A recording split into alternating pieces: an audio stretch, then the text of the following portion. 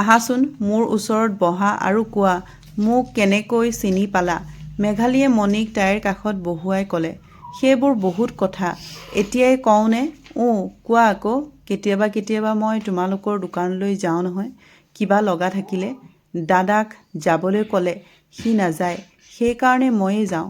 দোকানৰ বস্তুখিনি লোৱাৰ পিছত কেতিয়াবা তোমালোকৰ বৰদেউতাই মোক কয়, যাচোন মণি, বৰমাক কৈ মোলৈ একাপ চাহ আনিবি। মইতো ভালেই পাওঁ। বৰমাই চাহ কৰে মানে মই তোমালোকৰ ড্ৰয়িং ৰুমত সোমাই তোমাৰ ফটোবোৰ চাওঁ। ইমান ধুনীয়া ধুনীয়া ফটো আছে তোমাৰ, চালে চাই থাকিবলৈ মন যায়। সেইকাৰণে মই তোমাক চিনি পাওঁ, বুজিলা। মণিৰ কথা শুনি মেঘালীৰ খুব ভাল লাগিল। তুমি বহাচোন মেঘালী বা, মই তোমালৈ চাহ কৰোঁ। নালাগে মণি, বেলেগ এদিন খাম। মণিয়ে চাহ কৰিব উঠি যোৱা কাৰণে মেঘালীয়ে ক'লে, নাখালে কেনেকৈ হ'ব, খাবই লাগিব। মই তোমালোকৰ ঘৰত গ'লে বৰমাই মোক কিবা নহয় কিবা এটা খাবলৈ দিবই। তাতে আকৌ তুমি আজি আমাৰ ঘৰলৈ প্ৰথম আহিছা। মণি, তুমি ঘৰত অকলে আছা? খুৰা খুৰী ক'ত আছে? ঘৰতে। অসুখ যে, বেছিভাগ সময় বিচনাতেই থাকে। ভিতৰত আছে, আহা নহ'লে মা দেউতাক চোৱাহি। এয়া মা আৰু দেউতা। মা, এয়া হৰেণ বৰদেউতাৰ ছোৱালী মেঘালী বা।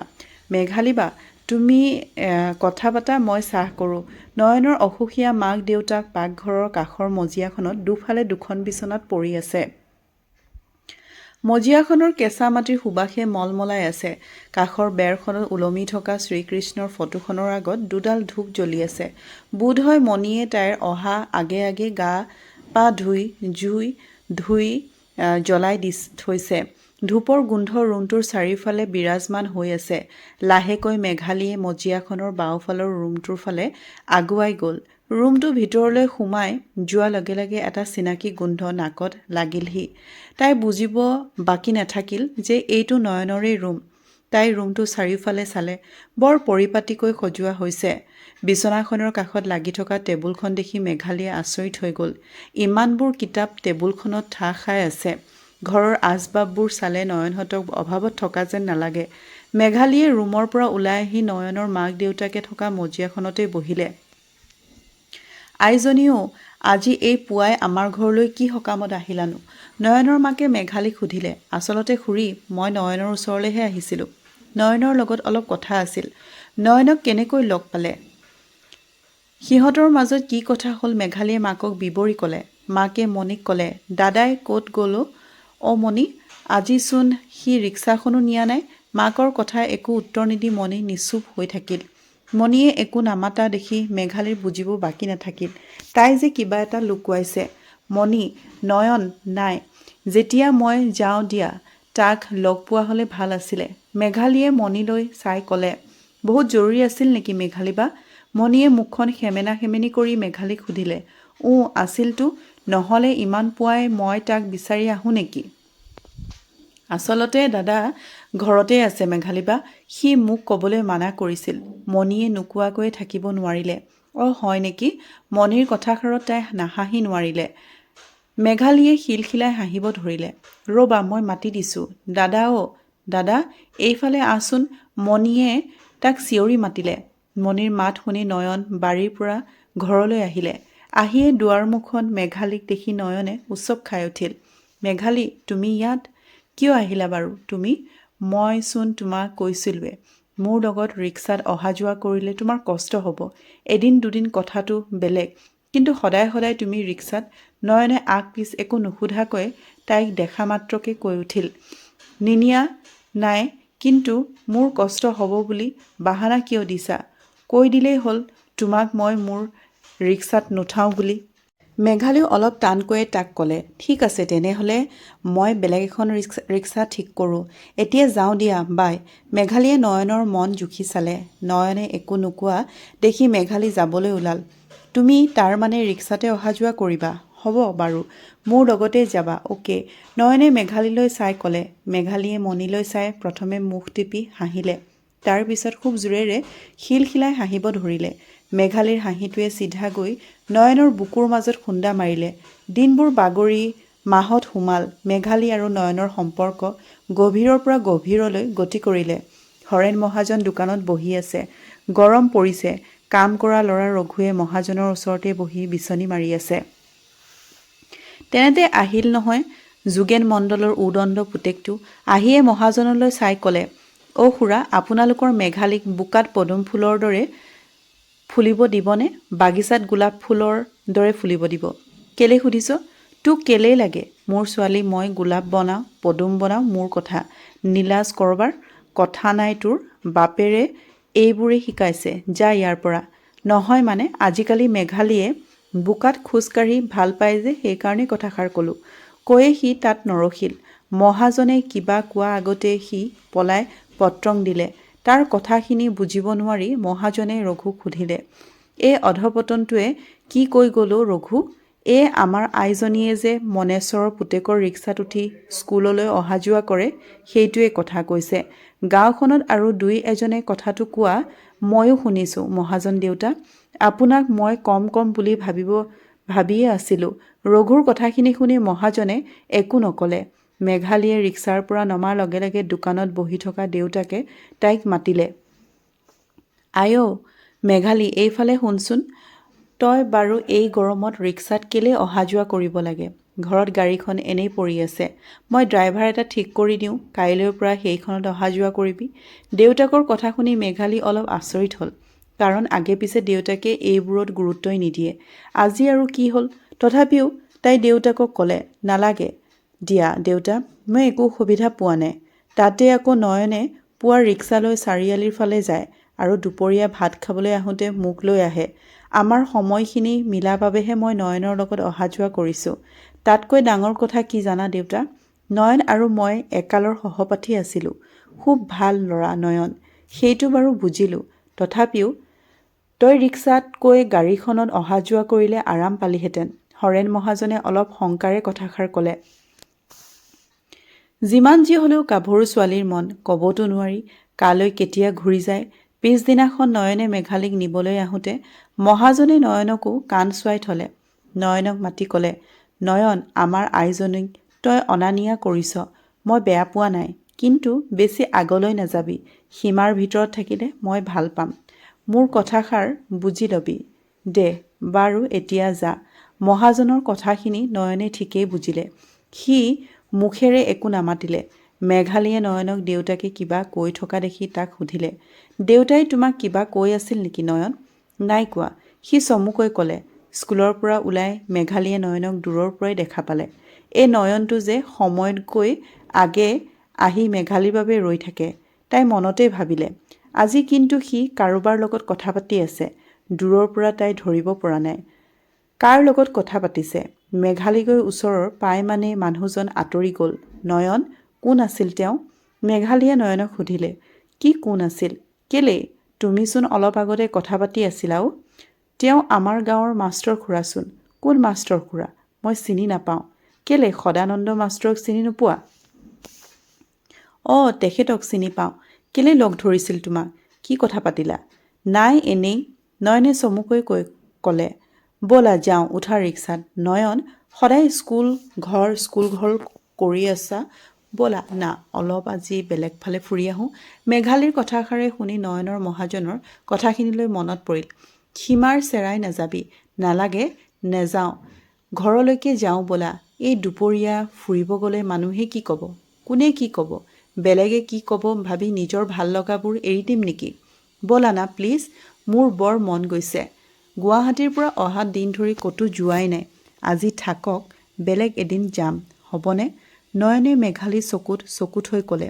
মেঘালী মুখখন লুচি ফুলা দি ফুলিব ধৰিছে লাহে লাহে। তাকে দেখি নয়নৰ হাঁহি উঠি গ'ল।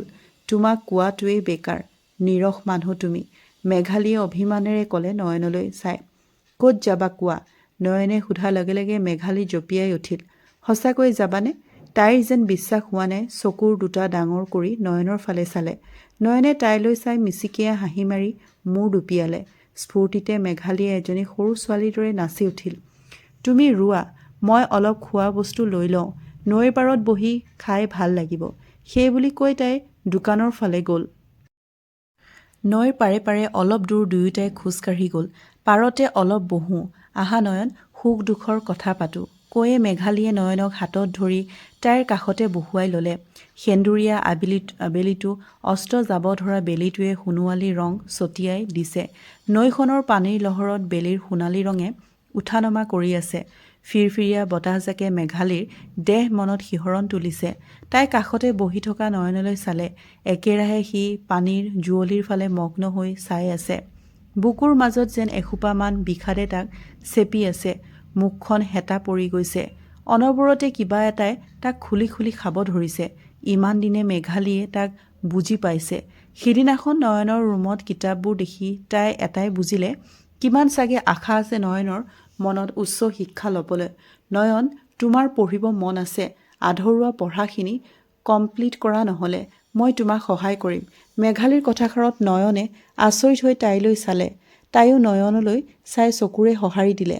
নয়নৰ দুচকুৰ চলচলীয়া হ'ল। লাহেকৈ নয়নৰ হাত এখন মেঘালীয়ে তাইৰ হাত দুখনৰ মাজত ভৰাই ল'লে। নয়নৰ চকুৰ পৰা দুটোপাল চকুলো টুপ টুপকৈ মেঘালীৰ হাতত পৰিল। নয়ন, মই তোমাৰ লগত আছোঁ। তুমি অলপো চিন্তা নকৰিবা। মাত্ৰ এবাৰ কোৱা তোমাৰ পঢ়িবলৈ মন আছে বুলি। মেঘালীয়ে নয়নৰ চকুৰ পানীখিনি মুচি দিলে। মেঘালীৰ হাতৰ পৰশ পাই নয়ন হুকহুকাই কান্দি দিছে। বিষাদৰ টোপোলাটো ফাটি চিটি ওলাই আহিল। মেঘালীয়ে নয়নক হেঁপাহ পলাই কান্দিব দিলে, যাতে তাৰ ডাঠ হৈ থকা বুকুখন পাতল হৈ পৰে। এটা সময়ত নয়ন শান্ত হ'ল। সি তাৰ হাতখন মেঘালীৰ দুহাতৰ মাজৰ পৰা উলিয়াই আনিলে।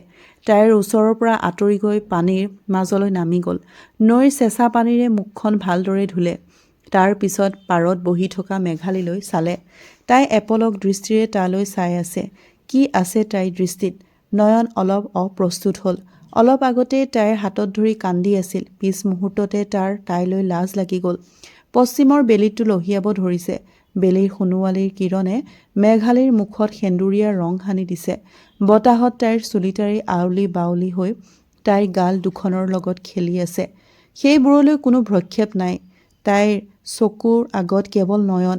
আজি যে তাই নয়নৰ পৰা চকুযোৰ আঁতৰাবলৈ পৰাই নাই। হৃদয়ৰ ভিতৰত কোনোবাই মাতি আছে, নয়ন নয়ন নয়ন।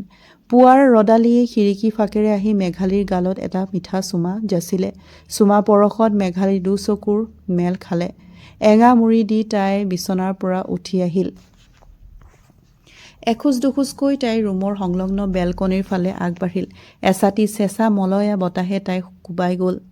সুদূৰৰ আকাশৰ ফালে চালে। নীলা আকাশৰ মাজে মাজে শুকুলা ডাৱৰে দলিচা পাৰি দিছে, ঠিক তাইৰ হৃদয়খনৰ দৰে, য'ত তাই নয়নক বহুৱাব বিচাৰিছে। দাদা, অ' দাদা, কি কৰি আছেনো? কিমাননো মাতি আছোঁ, তই শুনাই নাই। মণিয়ে আহি তাক গাত হেঁচুকি দিওঁতেহে নয়ন বাস্তৱলৈ ঘূৰি আহিল। পুৱাৰ পৰা বাৰান্দাতে বহি সি আকাশ পাতাল ভাবি আছিল। কি হ'ল অ'? ক, এনেকৈ চিঞৰিছ কেলেই?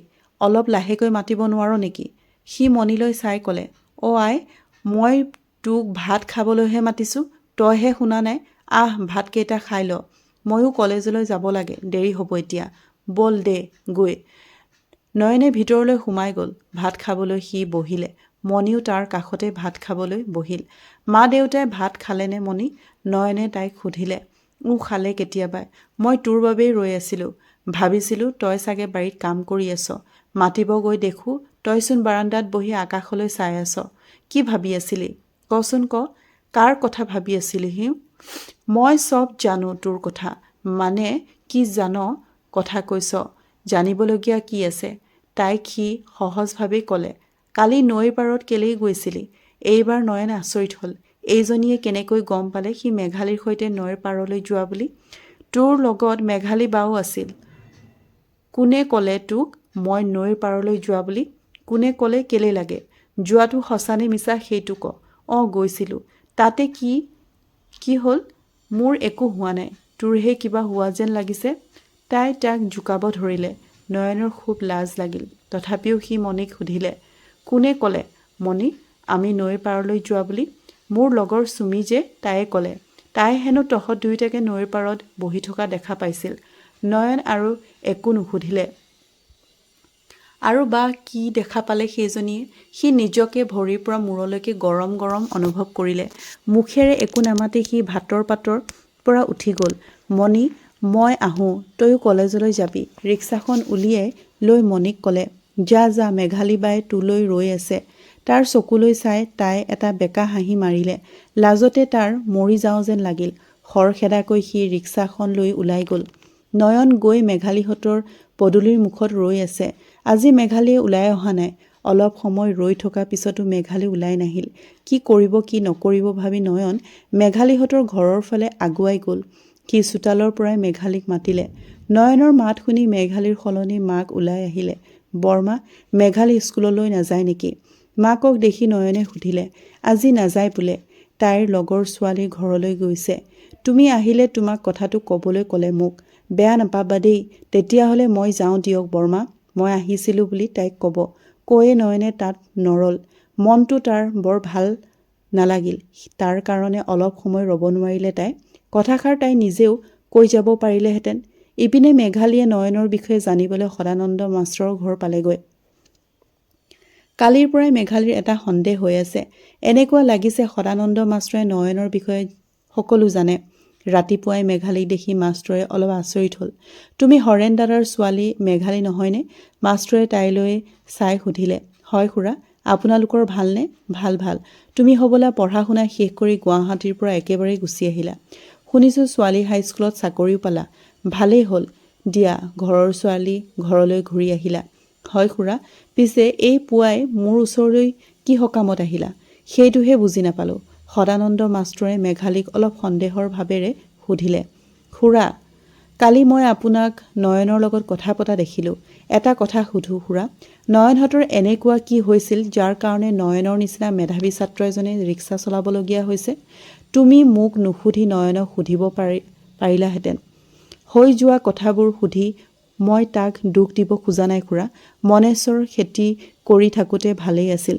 ঘৰখন চলোৱাৰ লগতে নয়নৰ পঢ়া পাতি খৰচখিনিও খেতি কৰি উলিয়াইছিল। চলিবলৈ বিশেষ অসুবিধা হোৱা নাছিল। সি পঢ়াত ভাল আছিল বাবে ময়ো কেতিয়াবা 2-1 টকা সহায় কৰিছিলোঁ। নয়নে MA পাছ কৰি PhD কৰা কথা আছিল। এনেকুৱাতে এদিন মাকৰ অসুখ হ'ল। ডাক্তৰে ক'লে কঁকালৰ এটা অপাৰেশ্যন কৰিব লাগিব। 2-3 লাখ টকা লাগিব। ইমান টকা নয়নহঁতৰ নিচিনা মানুহৰ কাৰণে যোগাৰ কৰা সহজ নহয়। টকা বিচাৰি নয়নৰ দেউতাক মনেশ্বৰে হৰেণ দাদাৰ মানে তোমাৰ দেউতাৰ ওচৰলৈ গ'ল। ইমান টকা ধাৰত দিব পৰা মানুহ তোমাৰ দেউতাৰ বাহিৰে গাঁওখনত আৰুনো কোন আছে? কিন্তু দেউতাই ইমান টকা ধাৰ হিচাপে দিব নোৱাৰোঁ বুলিয়ে ক'লে। ফলত মনেশ্বৰে গোটেই মাটিখিনি দেউতাৰ ওচৰত বন্ধকত থলে। অপাৰেশ্যন কৰি নয়নৰ মাকক ভাল কৰি আনিলে। কিন্তু আগৰ দৰে মানুহজনী সুস্থ নহ'ল। এফালে মাটিখিনি নথকাত নয়নহঁতৰ উপাৰ্জনৰ ৰাস্তাটোও বন্ধ হ'ল। নয়নৰ PhD কৰাও নহ'ল। যোৱা বছৰ মই তাক ৰিক্সাখন কিনি দিলোঁ। বিনিময়ত সি মোক মাহত 500 টকা দিয়ে। কেতিয়াবা নোৱাৰিলে নিদিয়ে। ময়ো ধৰি নাথাকোঁ। এয়াই আছিল নয়নহঁতৰ দুখৰ কাহিনী। সদানন্দ মাষ্টৰে একেৰাহে কৈ যোৱা কথাখিনি শুনি মেঘালী অন্তৰখনে কান্দি উঠিল। চকুযোৰ চলচলীয়া হৈ পৰিল। বেছি সময় তাত থাকিলে মাষ্টৰে তাইৰ অৱস্থাটো বুজি পাব। সেইকাৰণে তাই যাবলৈ ওলাল। খুৰা, এইখিনি জনাৰ কাৰণে মই আপোনাৰ ওচৰলৈ আহিছিলোঁ। মই এতিয়া যাওঁ। খৰধৰকৈ মেঘালীয়ে সদানন্দ মাষ্টৰৰ ঘৰৰ পৰা ওলাই আহিলে। মাষ্টৰৰ ঘৰৰ পৰা তাই বাহিৰে বাহিৰে নয়নহঁতৰ ঘৰ পালেগৈ। নয়নৰ মাক আৰু দেউতাকে শুই আছে। মণিও কলেজৰ পৰা অহা নাই। তাই ভাবিলে নয়নক লগ কৰিহে ইয়াৰ পৰা যাব। আগফালে বাৰান্দাত থকা চকীখনত বহি থাকিল তাই। আজি নয়ন এতিয়াও আহি পোৱা নাই। অন্য দিনাৰ দিনা সেইখিনি সময়তে তাইক লৈ নয়ন ঘৰলৈ আহে। নয়ন আহিব বুলি মনত আশা পালি তাই তাতেই ৰৈ থাকিল। চকীখনত আউজি তাই চকুৰ দুটা মুদি দিলে। নয়নৰ মুখখন চকুৰ আগত ভাহি উঠিল। অস্ফুট মাতেৰে তাই কৈ উঠিল, নয়ন, কিমান সময় পাৰ হ'ল তাই গমেই নাপালে। চোতালত শব্দ শুনি তাই চকু মেলি চালে। ঘামি জামি নয়ন ৰিক্সাখনৰ সৈতে চোতালত থিয় হৈ আছে। ৰ'দত পুৰি তাৰ মুখখন গাটো কলা পৰি গৈছে। সি মেঘালীক দেখি আচৰিত হৈছে। মেঘালীক তাক চাই থাকিব নোৱাৰিলে। একেজাপে বহা পৰা উঠি গৈ নয়নক জোৰেৰে সাবটি ধৰিলে। নয়নে একো তত ধৰিবই নোৱাৰিলে। মেঘালীয়ে নয়ন নয়ন বুলি হুকহুকাই কান্দি উঠিল। যিমান পাৰে জোৰেৰে নয়নৰ বুকুৰ মাজলৈ সোমাই গ'ল। নয়নেও আল ফুলেৰে মেঘালীক সাবটি ধৰিলে। বন্ধু বান্ধৱীসকল, কাহিনীটো শুনি কেনেকুৱা পালে কমেণ্ট কৰি জনাব। ভাল লাগিলে লাইক এটা কৰি দিব আৰু মোৰ চেনেলটো ছাবস্ক্ৰাইব কৰি দিব। আজিলৈ আহোঁ। ধন্যবাদ।